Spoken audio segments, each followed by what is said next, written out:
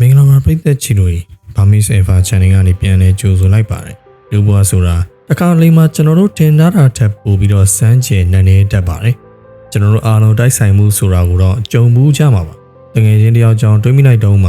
သူစီကဖုန်းဆက်လာတာမျိုးပို့သွားတဲ့နေရာမှာမထင်မှတ်ဖဲနဲ့အတိတယောက်နဲ့စုံတာမျိုးတွေပေါ့ဒါပေမဲ့ဒီကဘာကြီးမှာတိုက်ဆိုင်နေဆိုတဲ့စကားလုံးနဲ့တောင်ပေါ်ပြဖို့ခက်ခဲလို့နဲ့ဖြစ်နိုင်ခြေရာခိုင်နှုန်းအလွန်နဲ့ပါလုံးနဲ့ဖြစ်ရဆန်းတွေရှိခဲ့ဘူးပါတယ်ဒါဟာကံကြမ္မာရဲ့ကစားကွက်လားဒါမှမဟုတ်စัจ java လာကြီးကကျွန်တော်တို့တခုခုပြောချင်နေရလားဒီနေ့မှာတော့သမိုင်းတစ်လျှောက်မှာဘယ်လိုမှမဖြစ်နိုင်ဘူးလို့ထင်ရလောက်အောင်တိုက်ဆိုင်လွန်ခဲ့တဲ့ကြက်သိန်းထစီဟာဖြစ်ရမှန်၅ခုကိုတင်ဆက်ပေးတော့မှာဖြစ်ပါတယ်အဆုံးထိကြည့်ရှုပြီးရင်တော့မိတ်ဆွေတို့ရဲ့အမြင်တွေပြောင်းလဲသွားနိုင်ပါတယ်ကဲဗီဒီယိုလေးကိုစလိုက်အောင်ဗျာနံပါတ်1အနေနဲ့ပြောပြချင်တာကတော့သိပ္ပံပညာရှင်တွေကိုပါခေါင်းစားသွားစေခဲ့တဲ့ဂျင်တွင်လို့လူသိများခဲ့တဲ့အမွာညီနောင်အကြောင်းပဲဖြစ်ပါတယ်1940ခုနှစ်အမေရိကန်နိုင်ငံအိုဟိုင်းယိုပြည်နယ်မှာမွေးဖွားခဲ့တဲ့အမွာညီနောင်2ယောက်ဟာမွေးပြီးချင်းမှာပဲမွေးစားမိဘတွေစီတီးခြားစီမွေးစားခံခဲ့ရပါတယ်သူတို့2ယောက်ဟာတယောက်နဲ့တယောက်ရှီမန်းအောင်မသိဘဲနဲ့မိုင်မောင်းများစွာဝေးတဲ့အရက်တွေမှာကြီးပြင်းခဲ့ကြပါတယ်ဒါပေမဲ့ထူးဆန်းတာကတော့ဒီကစပါတယ်မွေးစားမိဘနှစ်ပတ်စလုံးကသူတို့ရဲ့ကလေးရဲ့နာမည်ကိုပြီးတဲ့အချိန်မှာတိုက်ဆိုင် James လို့ပဲနာမည်ပေးခဲ့ပါတယ်ဒါဟာအစပဲရှိပါသေးတယ်နေပေါင်း39နှစ်ကြာမှသူတို့2ယောက်ပြန်တွေ့ကြတဲ့အခါမှာသူတို့ရဲ့ဘဝလမ်းကြောင်းတွေကထိတ်လန့်စရာကောင်းတော့အောင်တူညီနေတာကိုတွေ့လိုက်ရပါတယ်ပထမဆုံးတစ်ခုကတော့သူတို့2ယောက်လုံးရဲ့ငယ်ဘဝကခွေးနာမည်ဟာ EOY ဖြစ်နေတာပဲဖြစ်ပါတယ်ကျောင်းတက်တုန်းကသူတို့2ယောက်လုံးဟာသင်္ချာညံ့ပြီးတော့စလုံးပေါင်းတပ်ပုံမှာတော့ထူးချွန်ကြပါတယ်2ယောက်လုံးဟာလင်ဒါလို့နာမည်တူတဲ့အမျိုးသမီးတွေကိုလက်ထပ်ခဲ့ကြပြီးတော့2ယောက်လုံးအိမ်တော်ကွဲပြီးတဲ့နောက်မှာဗစ်တီလို့နာမည်ရတဲ့အမျိုးသမီးတွေကိုဒုတိယအကြိမ်ထပ်မံလက်ထပ်ခဲ့ကြပြန်ပါတယ်ဒါတွေမကသေးပါဘူးသူတို့ရဲ့သားလေးတွေရဲ့နာမည်ကိုလည်း James Alam ဆိုပြီးတော့စလုံးပေါင်းမှာမလွဲဘဲနဲ့တူနေကြပါတယ်သူတို့ရဲ့အလုပ်အကိုင်းဆက်လက်တောက်တဲ့အမှတ်တစိတ်ကားမောင်းတဲ့မော်ဒယ်အားလက်ရက်မှာအပန်းဖြေတဲ့ကန်းကြီးအားလုံးကတပုံစံနဲ့ပဲဖြစ်နေပါတယ်ဒါဟာမျိုးရိုးဗီဇကြောင့်လားဒါမှမဟုတ်ကံကြမ္မာကြီးရဲ့တိုက်ဆိုင်မှုလားဆိုတာတော့ဘယ်သူမှတိတိကျကျအဖြေမပေးနိုင်ခဲ့ပါဘူးဒုတိယတစ်ခုကတော့19ရာစုအီတလီနိုင်ငံကဘုရင်အမ်ဘာဒိုရဲ့ဖြစ်ရပဲဖြစ်ပါတယ်ဒါကတော့တကယ်ကိုကြောချမ်းစရာကောင်းလာပါတယ်1900ပြည့်နှစ်ဇူလိုင်လ28ရက်နေ့မှာဘုရင်ကြီးဟာမော်ဇာမြို့ကစားတောက်ဆိုင်လေးတစ်ခုကိုညသာစားဖို့ရောက်သွားခဲ့ပါတယ်အဲဒီမှာစားတောက်ဆိုင်ပိုင်ရှင်လာနှုတ်ဆက်တဲ့အခါမှာဘုရင်ကြီးလန့်သွားပါတယ်ဘာလို့လဲဆိုတော့ဆိုင်ပိုင်ရှင်ရဲ့မျက်နှာနဲ့ခန္ဓာကိုယ်တိဆောက်ပုံဟာဘုရင်ကြီးနဲ့ခွဲမရအောင်တူလွန်းနေလို့ပါပဲသူတို့နှစ်ယောက်စကားပြောကြည့်တဲ့အခါမှာလည်းပို့ပြီးတော့အံ့ဩစရာကောင်းတဲ့အချက်တွေပေါ်လာပါတယ်ပထမဆုံးတစ်ခုအနေနဲ့သူတို့နှစ်ယောက်လုံးဟာ1844ခုနှစ်မတ်လ14ရက်နေ့တူညီရဲ့ရက်မှာပဲမွေးဖွားခဲ့တာဖြစ်ပါတယ်မွေးရမြေမြို့ကလည်းအတူတူနှစ်ယောက်လုံးကလည်းမာဂရီတာလို့နာမည်ရတဲ့အမျိုးသမီးတွေနဲ့လက်ထပ်ခဲ့ကြပြီးတော့ဆိုင်ပိုင်ရှင်ကသူ့ရဲ့စားတောက်ဆိုင်ကိုဖွင့်တဲ့နေ့မှာဘုရင်ကြီးနန်းတက်တဲ့နေ့နဲ့တူနေပါတယ်ဒါပေမဲ့ဝမ်းနည်းစရာအကောင်းဆုံးတိုက်ဆိုင်မှုကတော့နောက်တစ်နေ့မှာဖြစ်ပွားခဲ့ပါတယ်နောက်တစ်နေ့မနက်မှာဘုရင်ကြီးကဆိုင်ပိုင်ရှင်ကိုနန်းတော်ကိုဖိတ်ဖို့ပြင်ဆင်နေတော့မှပဲသတင်းဆိုးတစ်ခုကြားလိုက်ရပါတယ်အဲဒါကတော့ဆိုင်ပိုင်ရှင်ကမတော်တဆတနက်မှန်ပြီးသေဆုံးသွားပြီဆိုတာပါပဲဘုရင်ကြီးကအယမ်းစိတ်မကောင်းဖြစ်ပြီးငါကိုယ်တိုင်သွားပြီးဂါဝရပြုတ်မယ်လို့ပြောပြီးထွက်လာခဲ့ပါတယ်အဲဒီထွက်လာတဲ့လမ်းမှာပဲလူအုပ်ကြားတွေကလှုပ်ကြံသူတယောက်ဟာ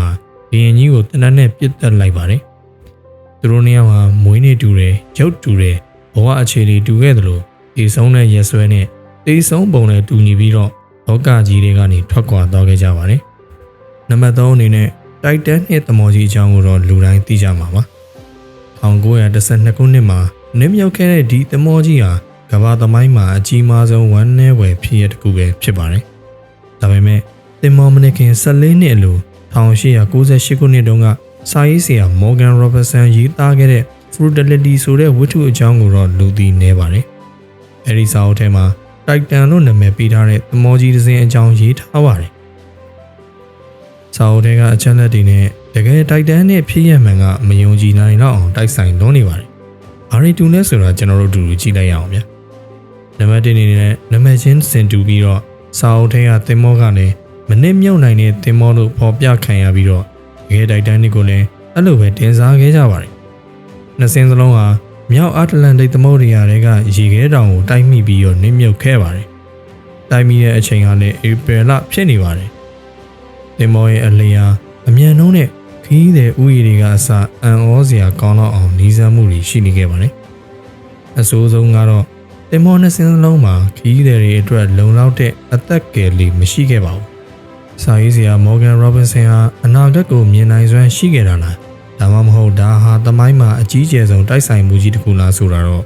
ယနေ့အထိတိုင်းဘယ်ဒီတစ်ခုလိုဖြစ်နေပါတယ်။နောက်တစ်ခုကတော့အမေရိကန်သမ္မတတွေဖြစ်တဲ့အေဗရာဟမ်လင်ကွန်းနဲ့ဂျွန် F ကနေဒီတို့ပဲဖြစ်ပါတယ်။အမေရိကန်သမ္မတတွေဖြစ်တဲ့အေဗရာဟမ်လင်ကွန်းနဲ့ဂျွန် F ကနေဒီတို့ရဲ့ဘဝရဲ့တည်ဆုံမှုတွေဟာနှစ်ပေါင်း100ခြားနားပေမဲ့လည်းထိတ်လန့်စရာကောင်းတော့အောင်တူညီမှုတွေရှိနေပါတယ်။ဒီချက်တွေကိုကြားရင်မိတ်ဆွေတို့ပါဇက်အဟောင်းသားဖြစ်သွားပါလိမ့်မယ်။ပထမဆုံးတစ်ခုအနေနဲ့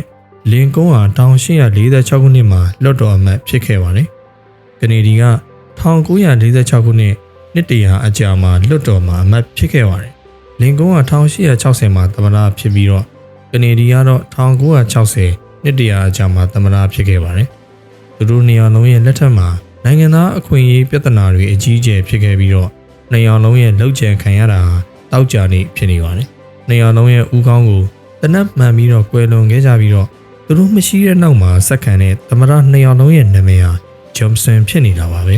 ။အဲဒီဂျွန်ဆန်နေရာလုံးရဲ့မွေးနေ့တွေကလည်း1808ခုနှစ်နဲ့1908ခုနှစ်နှစ်တရာကွာခြားနေပြန်ပါတယ်။ဒါတွေမကသေးပါဘူး။လင်ကွန်းကိုပြစ်တက်ခဲ့တဲ့တရားခံဟာပြဆက်ယုံထဲမှာပြစ်ပြီးဂိုးတောင်တစ်ခုထဲမှာပုံနေတော့ဖမ်းခံခဲ့ရပါတယ်။ကနေဒီကိုပြစ်တက်ခဲ့တဲ့တရားခံကလည်းဂိုးတောင်ထဲကနေပြစ်ပြီးပြဆက်ယုံထဲမှာပုံနေတော့အဖမ်းခံခဲ့ရပါတယ်။သူတို့နှစ်ယောက်လုံးရဲ့ဘဝကံကြမ္မာဟာရေးဆွဲထားတဲ့ဇာညွှန်းတစ်ခုလောက်ထိကိုတူညီလုံးနေပါတယ်။နောက်ဆုံးအနေနဲ့တင်ဆက်ပေးချင်တာကတော့